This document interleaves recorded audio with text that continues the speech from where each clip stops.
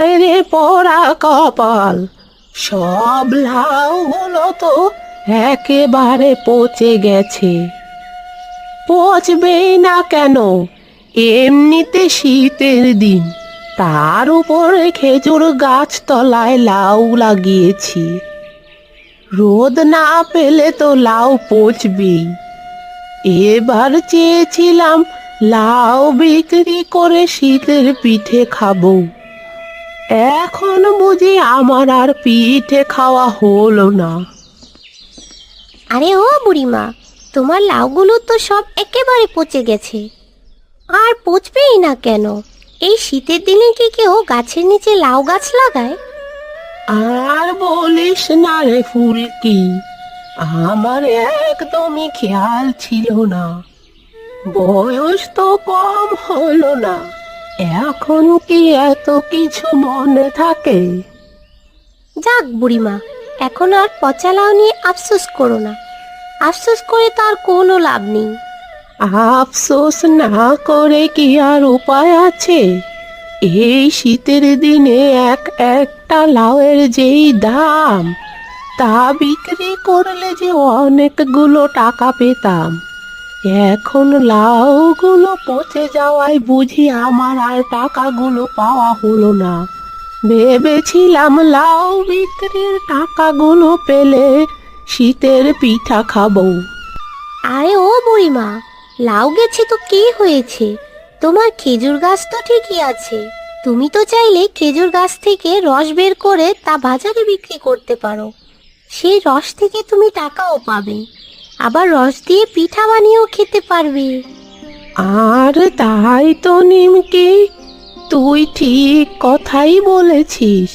খেজুর গাছ থেকে রস পেলে তা দিয়ে রসালো পিঠা খেতে পারবো, আবার রস বিক্রি করে টাকাও পাবো।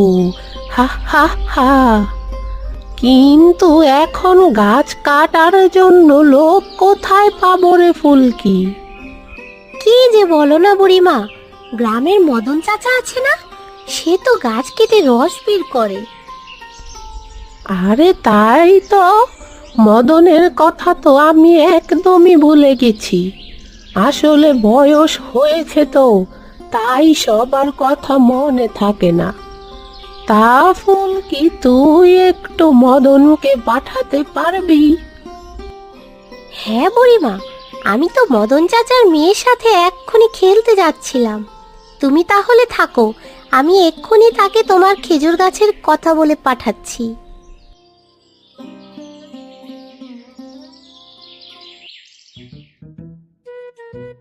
দূর ছাতা, অবশেষে শীতকালটা চলেই এলো।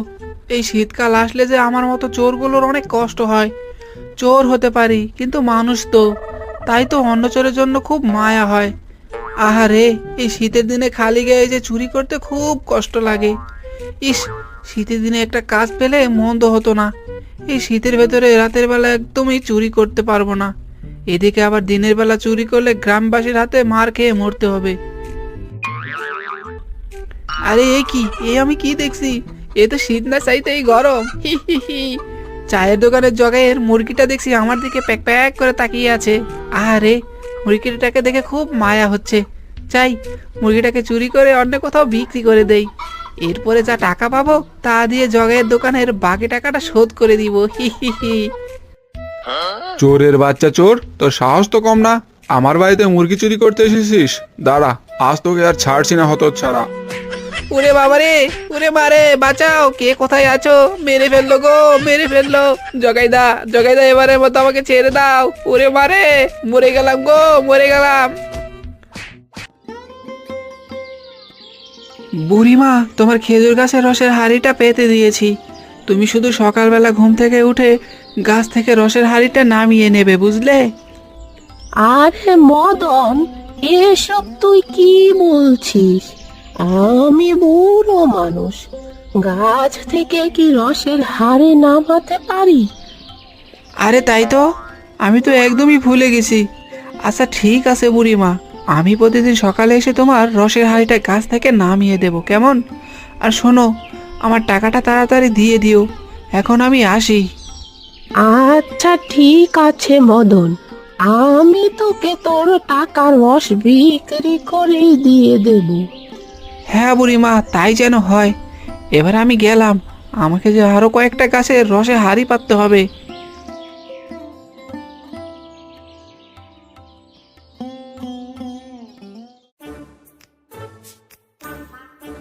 ওরে বাপ রে বাপ, জগাই আমাকে কি মারটাই না মারলো গো। আমি তো মুরগিটাকে একটু শুয়ে দেখতে গিয়েছিলাম যে ও ঠান্ডা লাগছে কিনা, তাই বলে কি আমাকে এভাবে মারবে? আমি চোর হতে পারি কিন্তু মানুষ তো। না না না, এই গ্রামে চোরের স্বাধীনতা বলতে কিছুই আর বুঝি বাকি রইলো না। যাক বাবা, অবশেষে তাহলে খেজুর গাছটায় রসের হাঁড়ি পাতা শেষ হলো। এখন প্রতিদিন গাছ থেকে রসের হাঁড়ি নামাবো আর বাজারে বিক্রি করব। এতে করে যে টাকা পাবো তা দিয়ে এই শীতের ভেতর অনেক রকমের পিঠে বানিয়ে খাবো। আরে এ কি, এ আমি কি দেখছি? বুড়িমা দেখছি খেজুর গাছের রসের হাঁড়ি পেতেছে। যাক বাবা, শীতের দিনে আর আমাকে তাহলে রাতের বেলা জেগে জেগে চুরি করতে হবে না। প্রতিদিন খুব ভোরে সোজা বুড়ির বাড়িতে চলে আসব। এরপর বুড়ির রসের হাঁড়ি থেকে রস চুরি করে বাজারে বিক্রি করব। হি হি হি। যাক বাবা, মুরগি চুরি করতে গিয়ে আমার একটা ভালো কাজের ব্যবস্থাও হয়ে গেল। হি হি হি।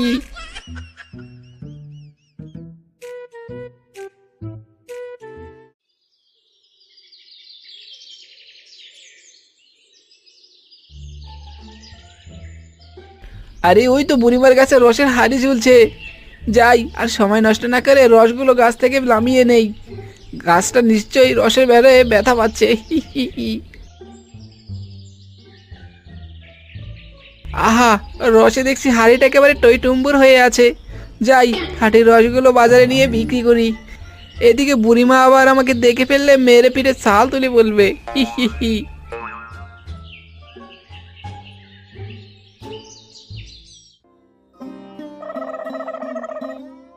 এ কি বুড়িমা, তুমি তো বললে গাছ থেকে নাকি তুমি হাঁড়ি নামাতে পারো না, তাহলে তোমার গাছের রসের হাঁড়িটা কে নামালো শুনি? সেটাই তো বুঝতে পারছি না রে মদন, কোন হতচ্ছাড়া যে আবার আমার রসের হাঁড়িটা চুরি করে নিয়ে পালালো কে জানে। ধুর বুড়িমা, আজ সকালটা আমার মাটি করে দিলে। এসেছিলাম তোমার রসের হাঁড়িটা নামিয়ে দিব, এখন দেখছি রসের হাঁড়ির সাথে সাথে আমার মাটির হাঁড়িটাও গায়েব হয়ে গেছে। ওরে মদন, কে যে এই কাজটা করলো সেটা তো কিছুতেই বুঝতে পারছি না রে। তাই বলে এত শীতের মধ্যে চোর কোথা থেকে আসবে বুড়িমা? এত শীতের ভিতরে চোর যে কোথা থেকে আসে কে জানে। তুই বরং গাছে আরেকটা হাঁড়ি পেতে দিয়ে যা। আচ্ছা ঠিক আছে বুড়িমা, তোমার গাছে আমি আরেকটা হাঁড়ি পেতে দিয়ে যাচ্ছি। তবে এটা যদি হারায় তাহলে কিন্তু আমার হাঁড়ির দামটা তোমাকেই দিতে হবে। আচ্ছা মদন, ঠিক আছে।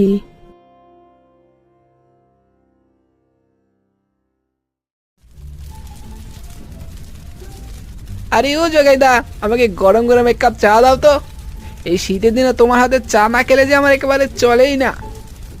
এই কালু, তোর কাছে আগের বাকি 200 টাকা পাই, আগে সেই বাকি 200 টাকা শোধ কর, তারপর তোকে চা খেতে দেবো, বুঝলি? আরে জগাইদা, এ তো টাকা টাকা করো না তো।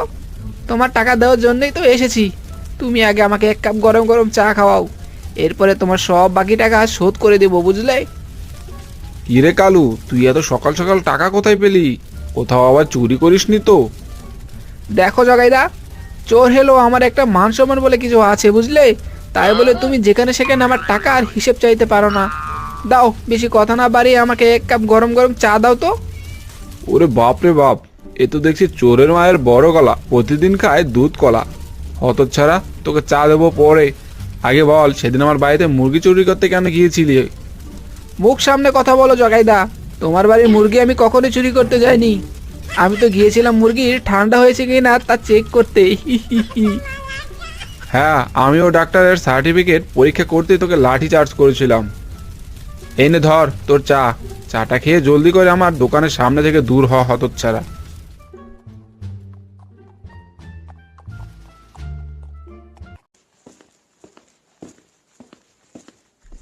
আরে ও বুড়িমা, কি হয়েছে তোমার? তুমি মন খারাপ করে বসে আছো কেন? ওরে ফুল কি, আর বলিস না, আজ আমার গাছের রসের হাঁড়িটা যে চুরি হয়ে গেছে। বলো কি বুড়িমা, এত সকালবেলা তোমার গাছের রসের হাঁড়ি চুরি হলো কি করে? সেটাই তো বুঝতে পারছি না রে ফুলকি, এত সকালে চোর যে কোথা থেকে এসে আমার রসের হাঁড়িটা চুরি করলো কিছুই বুঝতে পারছি না। শোনো বুড়িমা, মন খারাপ করে বসে না থেকে রসের হাঁড়ি চোরকে কিভাবে ধরা যায় সেটা ভাবো। হ্যাঁ রে ফুলকি, চোরকে ধরার কোনো বুদ্ধি তোর মাথায় আছে নাকি রে? হ্যাঁ বুড়িমা, আমার মাথায় একটা দারুণ বুদ্ধি এসেছে। এসো কানে কানে তোমাকে বলি। হি হি হি, বলতে হয় ফুলকি, তোর মাথায় আসলেই বুদ্ধি আছে, হি হি হি হি।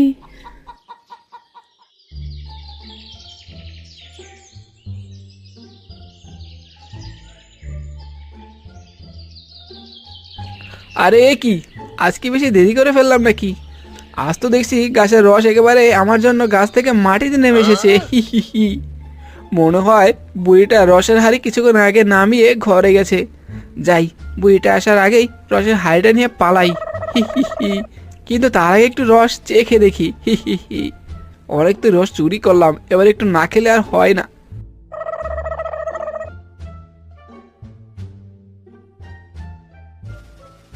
ওরে বাবা রে, ওরে মানে মরে গেলাম রে, মরে গেলাম। এটার ভিতরে আবার মাছ কোথা থেকে আসলো? মাছের কামড়ে যে আমার রুহটা একেবারে বেরিয়ে গেল। ওরে, হাড়িতে আবার বুড়িমা মাছ কেন রাখতে গেল? এখন যে মাছের কামড়ে আবার হাতটা একেবারে ব্যথায় পুড়ে যাচ্ছে। আরে ওই তো একটা চুলো দেখতে পাচ্ছি, যাই চুলোর আগুনে একটু হাতটা সেকে নেই, এতে অন্তত ব্যথাটা কমবে।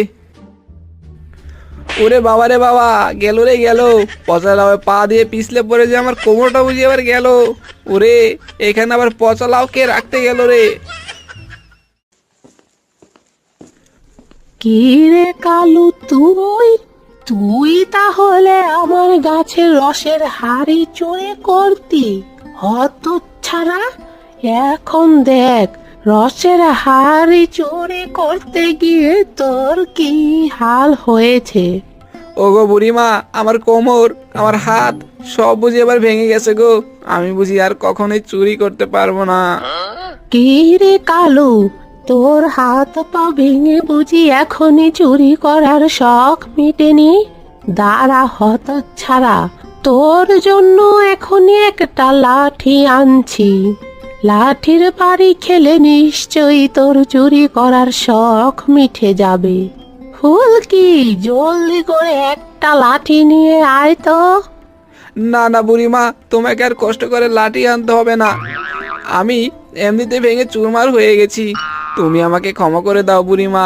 তোমার কাছে রস চুরি করতে এসে যে আমার জীবনের সব রসই বেরিয়ে যাচ্ছে, তুমি আমাকে বাইরের মতো মাফ করে দাও বুড়িমা। এই নাও বুড়িমা তোমার লাঠি।